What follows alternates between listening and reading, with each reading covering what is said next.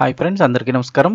Friends, రాను రాను పరిస్థితులు ఎలా మారుతున్నాయంటే ఓటుకి విలువ పెరుగుతుందో లేకపోతే డబ్బుకు విలువ తగ్గిపోతుందో అర్థం కావటం లేదు. ఓటు కోసం ఎంతైనా ఖర్చు చేసేందుకు అభ్యర్థులు అసలు వెనక్కి తగ్గటం లేదు.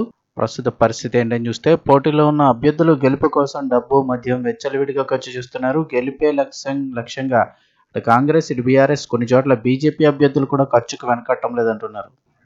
విషయంలోకి వెళ్తే మున్సిపల్ ఎన్నికల గెలుపు కోసం అభ్యర్థులు భారీగా ఖర్చు పెడుతున్నారు. ఓటర్లను ఆకట్టుకునేందుకు కానుకలు ఇస్తున్నారు.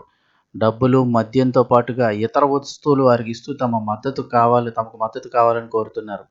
గెలుపు కోసం ఓటుకు 2,000 నుంచి 10,000 వరకు పంపిణీ చేస్తున్నట్లు తెలుస్తోంది. మున్సిపల్ ఎన్నికల్లో గతంలో ఎన్నడూ లేని విధంగా ఈసారి అభ్యర్థులు భారీగా ఖర్చు పెడుతున్నారు. కొన్ని చోట్ల ట్రయాంగిల్ పోరు ఉండడంతో బయటపడేందుకు ఖర్చుకు వెనకాడటం లేదు.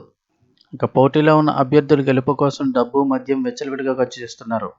గెలుపే లక్ష్యంగా కాంగ్రెస్, బీఆర్ఎస్ అభ్యర్థులు, కొన్ని చోట్ల బీజేపీ అభ్యర్థులు కూడా ఖర్చుకు వెనకాడటం లేదని తెలుస్తోంది. జిల్లాలో ఏ మున్సిపాలిటీలో చూసినా అభ్యర్థులు ఓటుకు 2,000 నుంచి 10,000 వరకు ఖర్చు పెడుతున్నారు. ఇప్పటికే వార్డులో మద్దతుదారుల ద్వారా ఓటర్లకు పంపిణీ చేయగా మరికొంతమంది పోలింగ్కి వెళ్లే ముందు పంపిణీ చేసేందుకు సిద్ధమవుతున్నారు.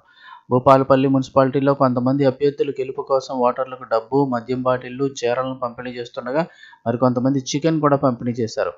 పరకాల, ములుగు మున్సిపాలిటీల్లో కూడా ఇదే పరిస్థితి.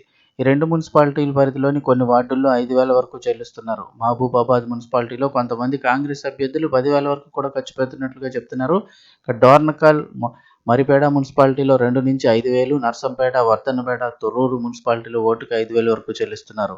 ఇక అలాగే స్టేషన్ ఘనాపూర్లోని కొన్ని వార్డుల్లో 8,000 నుంచి 10,000 వరకు ఇస్తున్నట్లు తెలుస్తోంది. జనగామలో వ్యాపారవేత్తలు, బిల్డర్లు ఉన్న వార్డుల్లో 10,000కి పైగానే ఖర్చు పెడుతున్నట్లు చెప్తున్నారు. సముద్రంలో ఓటుకు 5,000కు పైగా పంచుతున్నట్లు తెలుస్తోంది. ఇక ఏ మున్సిపాలిటీలో చూసినా భారీ మొత్తంలో అభ్యర్థులు డబ్బులు పంపిణీ చేసినట్లు తెలిసింది. ఇక ఉమ్మడి జిల్లా పరిధిలో అధికార పార్టీ నుంచి పోటీ చేస్తున్న అభ్యర్థులు గెలిపే ధ్యేయంగా అసలు ఖర్చుకు వెనకాడటం లేనట్లుగా తెలుస్తోంది. ఇక కొన్ని చోట్ల ఎమ్మెల్యేలు, ఎంపీలు కూడా సర్దుబాటు చేస్తున్నారు. వీరికి ధీటుగానే బీఆర్ఎస్ అభ్యర్థులు కూడా ఎక్కువ మొత్తంలో ఖర్చు పెడుతున్నారు. ఉమ్మడి ఈ జిల్లా పరిధిలో మున్సిపాలిటీల ఎన్నికల్లో పోటీ చేస్తున్న అభ్యర్థులు ఛాలెంజ్గా తీసుకోవడంతో ఖర్చు భారీగా పెరిగిపోయింది.